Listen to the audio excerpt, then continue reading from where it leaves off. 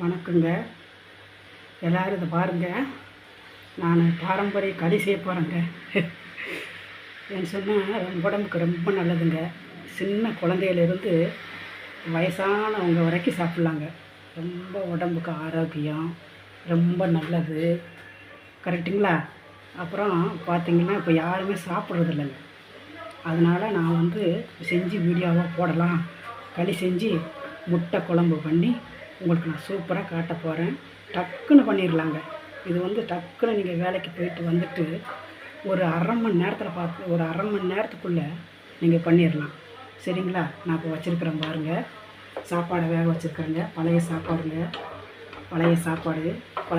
பார்த்தீங்களா? வெந்துட்டுருக்குதுங்க. பழைய சாப்பாடு அது வெந்து முடிச்சதுக்கப்புறம் இங்கே பாருங்கள், மாவுக்கு வச்சுருக்குறேங்க, கரைச்சி வச்சுருக்குறேங்க.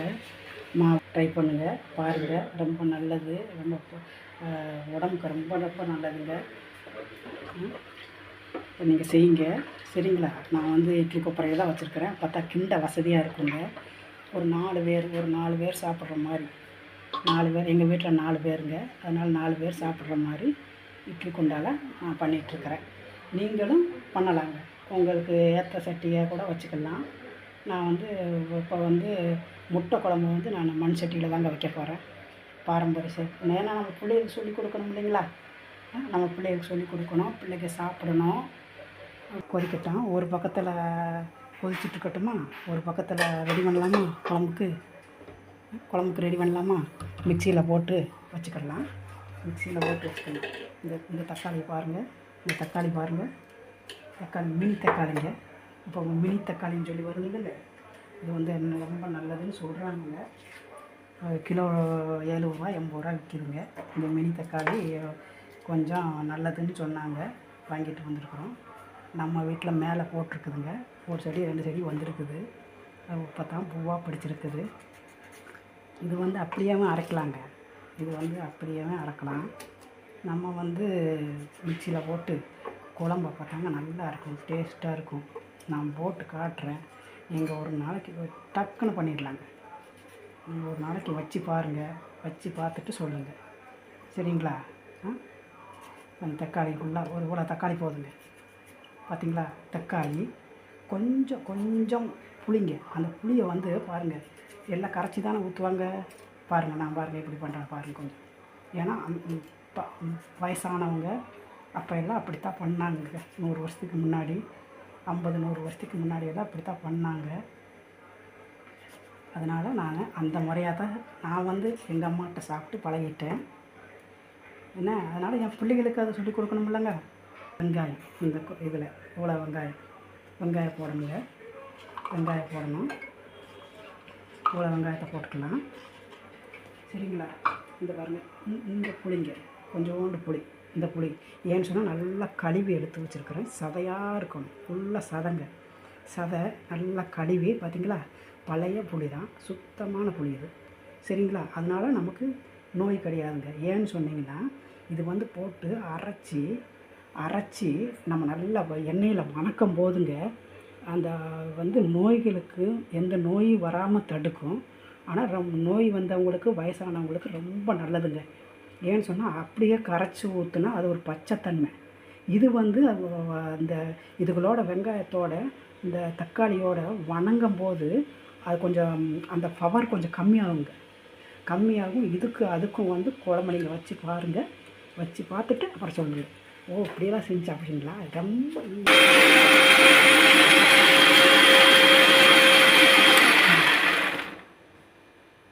சரிங்களா? நல்லா அரைச்சிடுச்சுங்க. போதுங்க, இவ்வளவுதாங்க. பொடி தான் நமக்கு. தேங்காய் அதெல்லாம் அரைச்சி ஊற்றுனா அது கவுச்சுக்கு கொஞ்சம் வேறு மாதிரி இருக்குங்க. குழம்பு நல்லா இருக்குங்க, டேஸ்ட்டாக இருக்குங்க, நிறக்க இருக்கும். குழம்பு நிறக்க இருக்கும். இதை அரைச்சாச்சுங்களா? அடுத்தது என்னென்னு பார்ப்போமா? கோச்சிச்சிங்களா? இங்கே பாருங்க, கோச்சிருச்சு, வந்துட்டுருக்குது. பழைய சாப்பாடு பழைய சாப்பாடு ரொம்ப நல்லதுங்க. நம்ம எந்த அரிசியில் வேணாலும் பழைய சாப்பாடு இருந்தால் போடலாங்க. ரேஷன் அரிசி, எந்த அரிசி இருந்தாலும் போடலாங்க. ரொம்ப நல்லதுங்க, ரொம்ப நல்லது. நல்லா வரும் பாருங்கள். இந்த பக்குவத்தில் இங்கே பாருங்கள். இந்த பக்குவத்தில் நீங்கள் ஊற்றுனீங்கன்னா ஊற்ற ஊற்ற ஊற்ற நல்லா கிண்டிக்கிட்டே இருந்தீங்கன்னா கட்டியாக வருங்க.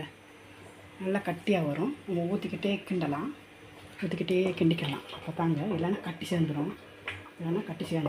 அதனால் அப்படியே ஊற்றிக்கிட்டே கிண்டிக்கிட்டே இருக்கணுங்க. இல்லைன்னா கட்டி சேர்ந்துக்கணும். 4 பேர் சாப்பிட்லாங்க, நல்லா சாப்பிட்லாம். ஒரு ஃபேமிலி நல்லா சாப்பிட்டுக்கலாம். நீங்கள் 2 பேராக இருந்தால் அதுக்கு தகுந்தபடி பார்த்திங்களாங்க. நல்லா வந்துட்டுருக்குது. நல்லா கிண்டிக்கிறோம். மரக்கரண்டி தாங்க.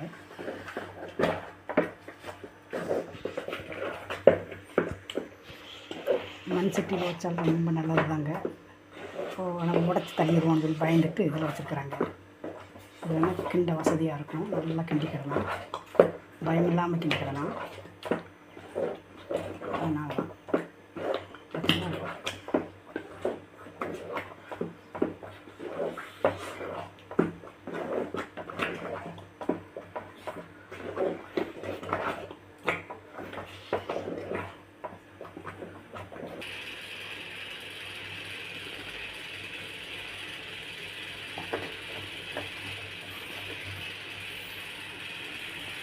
எண்ணெய்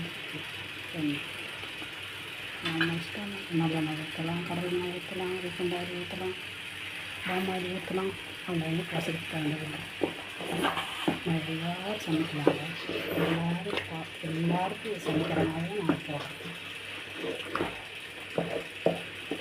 எல்லோரும் சமைச்சிக்கலாம், எல்லோரும் சாப்பிடலாம். சின்னவங்க பெரியவங்க வரைக்கும், ஏழையை பணக்காரன்ற வரைக்கும் எல்லாருமே சாப்பிடுவோம்.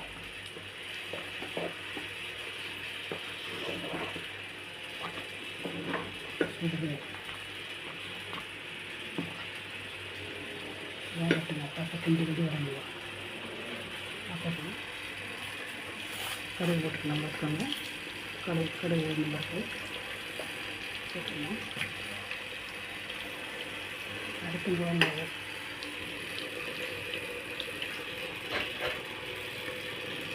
அடுத்து 3 பச்சை மிளகாங்க. ஏன்னா முட்டை குழம்பு அப்படிங்கிறதுனால சின்னவங்க பெரியவங்க எல்லோரும் சாப்பிடணும் விரும்பி.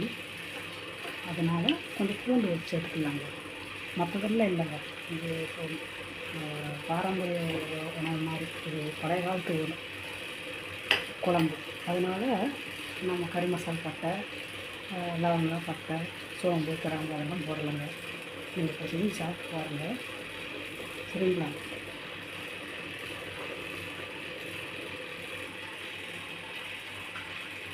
கறி வறுத்தல் ரெடி ஆகிடுச்சு.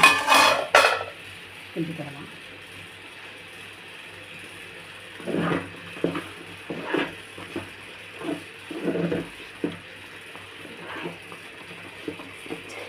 பூண்டு போடுறேங்க. பூண்டு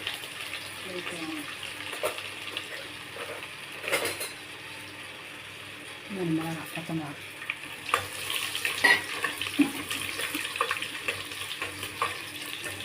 3 பச்சை மிளகா, பூண்டு,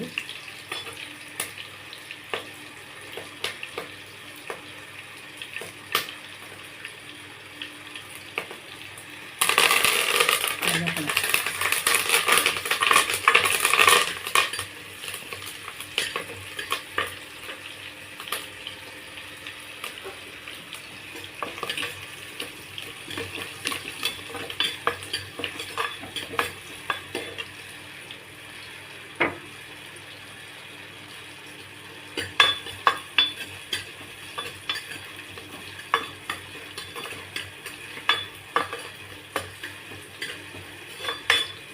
கொஞ்சம் பூண்டு இந்த பாட்டுக்கு வளர்க்கணும். இந்த பாட்டுக்கு வந்தால் போடுங்க. அப்புறம் வெந்தோன்னா அந்த நல்லா அடுத்து அரைச்சி வச்சோம் பார்த்தீங்களா, இது புளி, கொஞ்சம் புளி, தக்காளி பழம், வெங்காயம். ஓகே,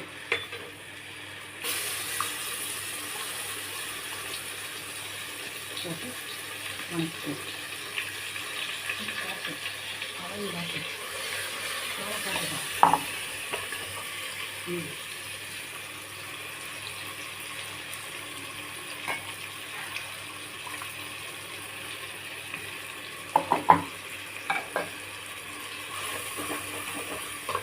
இங்கே சூப்பராக இருக்கும். அப்புறமா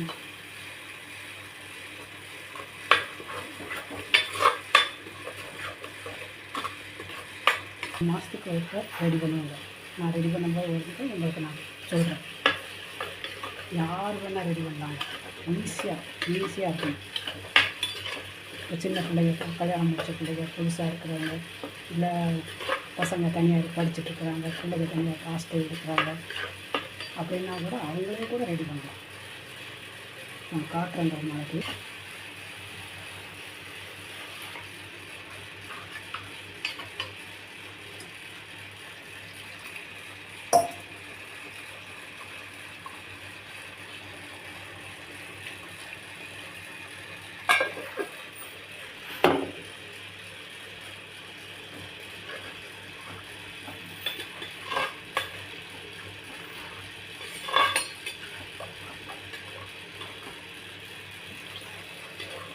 தண்ணி கொஞ்சம் ஊற்றிக்கலாங்க.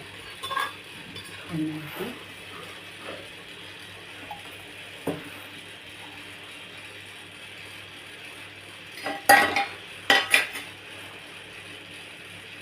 கொஞ்சமாக மஞ்சத்தூள் நல்லா போதும். இப்போ கொஞ்சம்னா கூட கொஞ்சம் மிளகா பொடி பார்த்திங்களா, இதான் நான் அரைச்ச பொடி.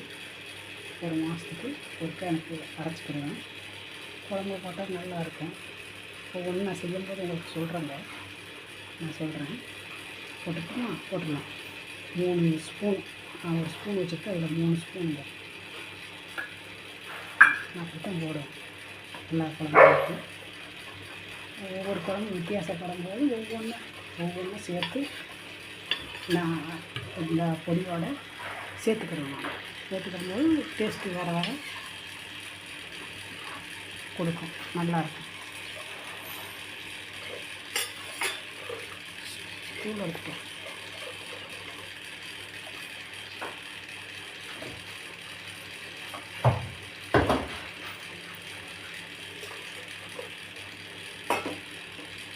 தண்ணி ஊற்றினா இவ்வளோ போட வேகம் போது அது கரெக்டாக வரும். மண் சட்டி இல்லைங்களா, தண்ணி சீக்கிரம் இதாகும்.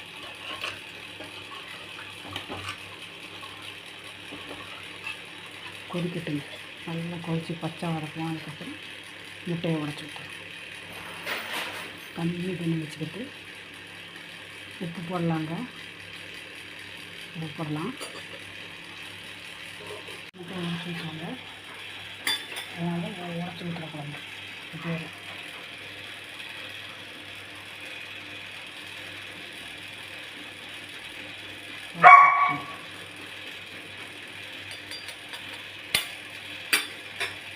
மெதுவாக ஊற்றணும், இல்லைன்னா கலந்து போகும்.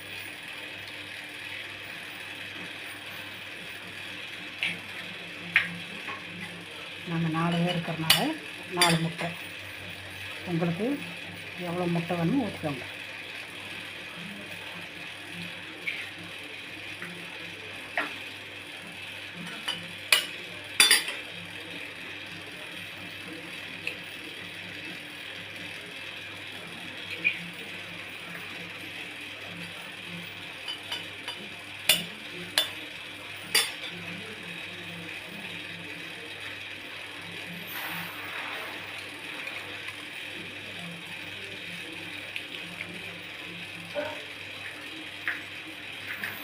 வேகட்டும். உப்பு பார்க்கலாங்க. உப்பு பார்க்கலாம்.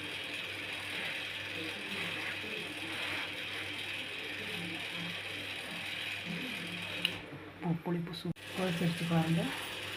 குழச்சி பார்த்தீங்களா இதாங்க உடச்சி வச்சுரு குழம்பு. உடச்சி வைக்கணும். பார்த்தீங்களா பாருங்கள், ஒரு டேமேஜ் ஆகலை. பார்த்தீங்களா, தெரியாதுங்க. தெரியாதவங்களுக்கு தெரியாது, தெரிஞ்சவங்களுக்கு தெரியும், பழைய ஆளுகளுக்கு தெரியும், வயசானவங்களுக்கு தெரியும். நாங்கள் அவங்ககிட்ட தான் கற்றுக்கிட்டோம். இங்கே பார்த்தீங்களாங்க, இதுதான்.